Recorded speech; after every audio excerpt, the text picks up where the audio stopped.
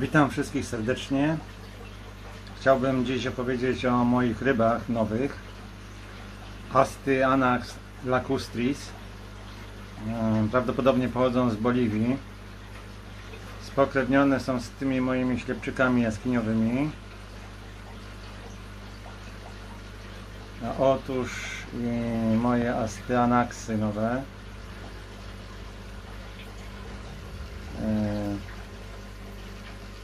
No, typowo ławicowa ryba, dość duża, dorasta do 13 cm. Oczywiście należy do ryb kąsaczowatych. Ryby wpuściłem już do siebie do akwarium, ponieważ przeszły kwarantannę u Tomasa. Oczywiście to ryby od Tomasa Tillmana z Thomas Tillman Hobby Zoo. Momento, podejdę sobie bliżej. Ryby są jeszcze nieco płochliwe, ponieważ wpuściłem je do akwarium tutaj jakieś 2 godziny temu, ale od razu było widać, że rybom się spodobało. Ten gatunek Astyanax, może w ogóle rodzaj Astyanax, żeby bardziej przybliżyć sprawę, liczy ponad 100 gatunków ryb, do tego różne formy lokalne. Ten gatunek lacustris głównie występuje w dorzeczu Amazonii. No i niby moje konkretne ryby pochodzą z połowów, zostały rozmnożone, no a dzięki Tomasowi i temu, że prowadzi sklep, trafiły w końcu do mnie. Chciałbym jeszcze jeden gatunek z tego rodzaju, Astyanax mexicanus, najbliżej spokrewniony z tymi moimi ślepczykami jaskiniowymi. Natomiast jest to ta tutaj forma, którą widzicie. Bardzo podobne ryby widziałem na zdjęciach z cenot, więc możliwe, że też gdzieś występują w cenotach. Natomiast cenoty są w Ameryce Środkowej. Powiem szczerze, no dopiero uczę się tych ryb.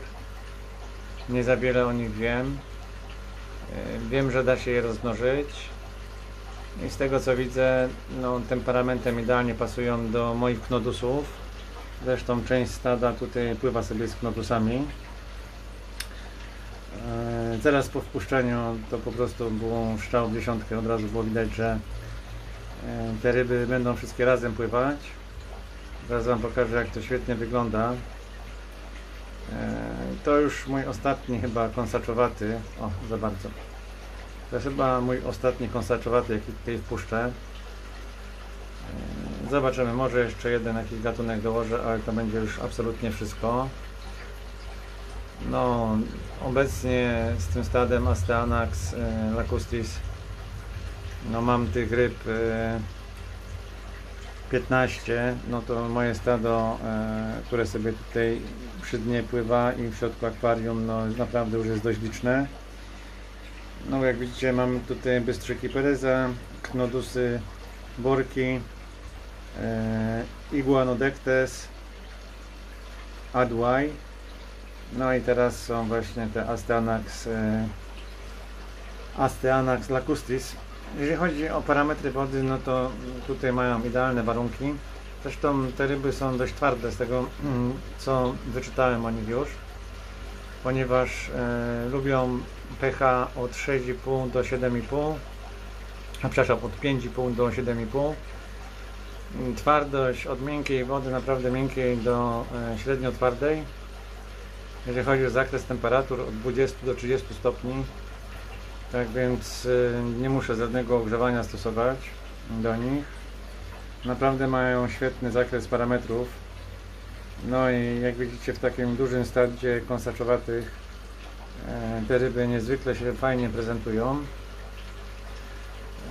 Co ciekawe, widać też na nich takie zielonkawo-niebieskie refleksy. To teraz dopiero zauważyłem, powiem szczerze. Przy mocnym oświetleniu są efektowniejsze, ponieważ one są szaro-żółte z żółtymi płetwami. No i tą pręgę na ogonie mocniej widać.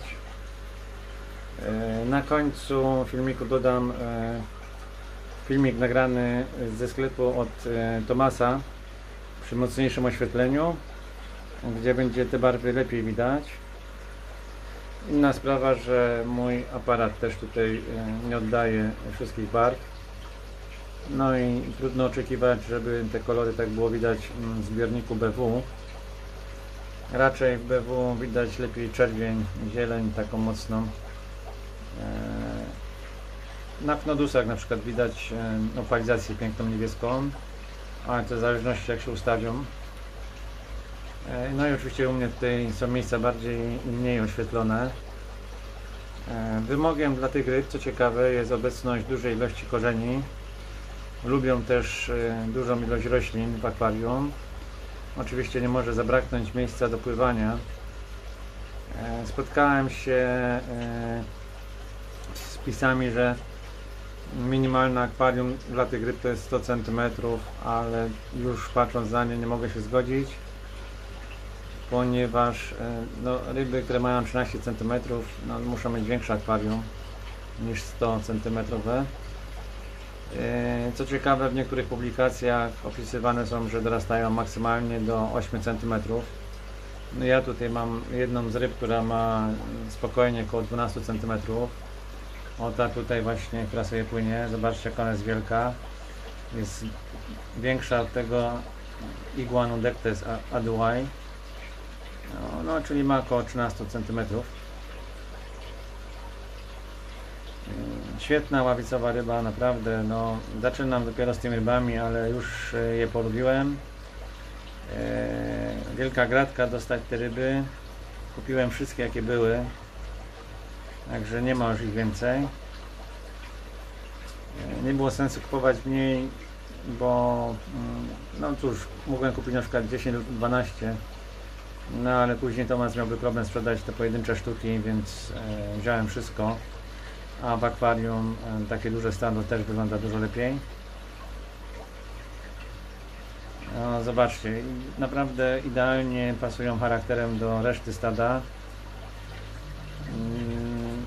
Jeszcze jeden gatunek, który bym tu mógł wpuścić, który według mnie by się nadawał do takiego stada, to są zwinniki Blera. Ewentualnie gdybym dorwał czerwonogłówki, ponieważ czerwonogłówki są wielkości tych Iguanodectes, czyli tych takich długich, cienkich ryb. Nie mam tutaj żadnej. O, tutaj u góry właśnie sobie płynęła. O, to jest Iguanodectes.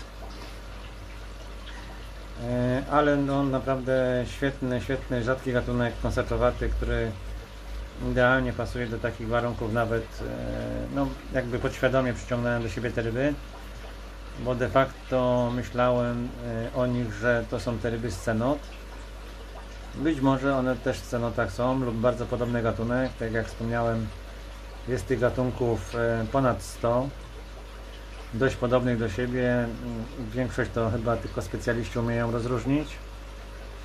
I tutaj też nasuwa się pytanie, czy moje Asteanax to na pewno jest lacustris, czy to jest może Asteanax boliviensis. Patrzyłem na jedne i na drugie ryby, dla mnie nierozróżnialne. Także tak czy owak, czy to Bolivianus, czy tam Boliviensis, czy też lacustris, no najważniejsze, że mam te ryby i że tak świetnie komponują się z resztą ryb. Tutaj naprawdę mam wielki fart. I poza tym to, że no, preferują podobne środowisko, tym akwarium na pewno nie zabraknie im korzeni. Może wycofam. Zobaczcie sobie tutaj, ze względu na zboriasy, przede wszystkim panakę, akwarium mam zabalone drewnem. To tworzy szereg kryjówek dla ryb. To jest właśnie wymóg. Musi być dużo kryjówek, dużo miejsca do pływania. Co prawda czytałem, że lubią lekki nurt wody. No ja wiem, czy ja mam lekki. W sumie tak się zastanowiwszy, to może taki średni. Ale ryby nie chowają się, bo gdyby im nie pasował ten nurt, to chowałyby się gdzieś tam w krzakach, gdzie ten nurt jest spokojniejszy. A jak widzicie, one pływają z pozostałymi rybami. Z tego co czytałem, ryby są wszystkożerne. Damy im teraz, znaczy no wcześniej już dawałem, testowałem płatki, bardzo ładnie jedzą Vipagran sery. Jedzą też takie kulki z insektów sery. Dzisiaj to kupiłem, fajnie to ryby pobierają. No i teraz możemy dać troszkę planktonu mrożonego. Oczywiście wiem, że na pewno ryby to będą jadły, ale chciałbym Wam to pokazać.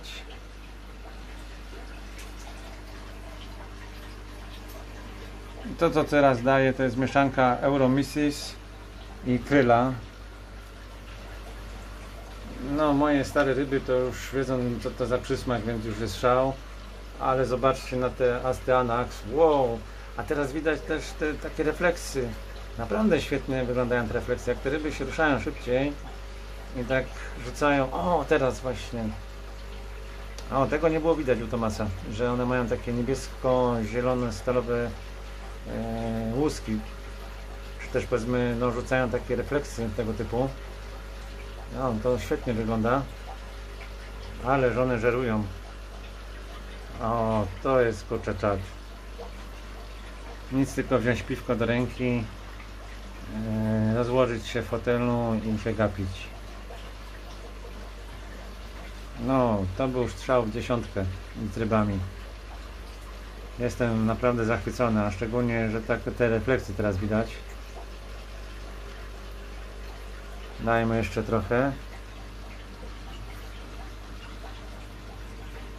Oczywiście ten mrożony plankton w postaci kryla i Euromysis to są takie jakby krewetki, takie malutkie. No to jest zjadane przez wszystkie ryby, jak widać. Nawet zboriasy to lubią zjadać. Znaczy one może w szczególności. Im starsze, tym bardziej mięsożerne się robią. Ale zobaczcie tutaj, co tu się dzieje, kurczę. Pięknie żerują. Wydaje mi się z tych opisów, które przeczytałem, z jednej strony jest to no, raczej prosta ryba w utrzymaniu, z drugiej zacząłem przeglądać takie już poważne opracowania systematyczne. No to zaczynają się schody w ogóle.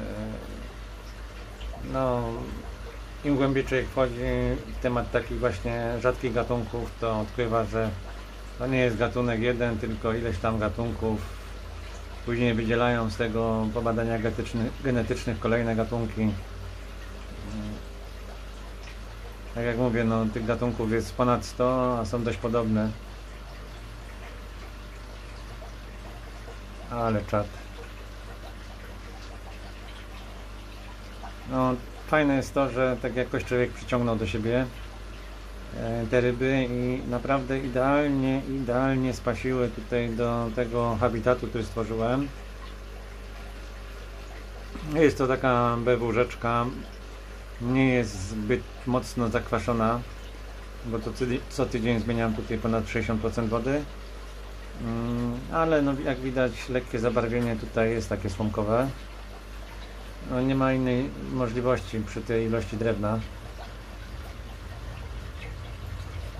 A, już to fajnie wygląda, jeszcze te bystrzyki Pereza do tego.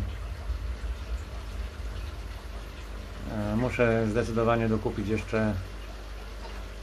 Mam 8 bystrzyków Pereza, więc dokupię jeszcze pewnie drugie 8. No i to już skończymy z konsaczowatymi. No chyba, że dorwę czerwonogłówki. Ale odbiegam od tematu tych tutaj pięknych ryb. No, zbliżę może na nie. Byle tylko ostrości nie stracić. Tak, teraz widać całą klasę tych ryb. Widać żółte płetwy, ale te refleksy, przy mocnym świetle tych refleksów nie było w ogóle widać. O, generalnie z tego co czytałem, ryby preferują bardziej BW warunki niż twardą, zasadową wodę. Ale tak jak podawane jest w parametrach, no mają dużą rozpiętość tolerancji i na temperaturę i na parametry wody. Co do twardości, to jest ciekawe. Bardzo plastyczny gatunek. No i dość duży, tak jak wspomniałem, do 13 cm. Większość ryb ma około 8 cm. Natomiast no, jest jedna taka olbrzymia i dwie są takie no, z 10, może ciut więcej. Jak widać, no, nie są jakoś szczególnie płochliwe.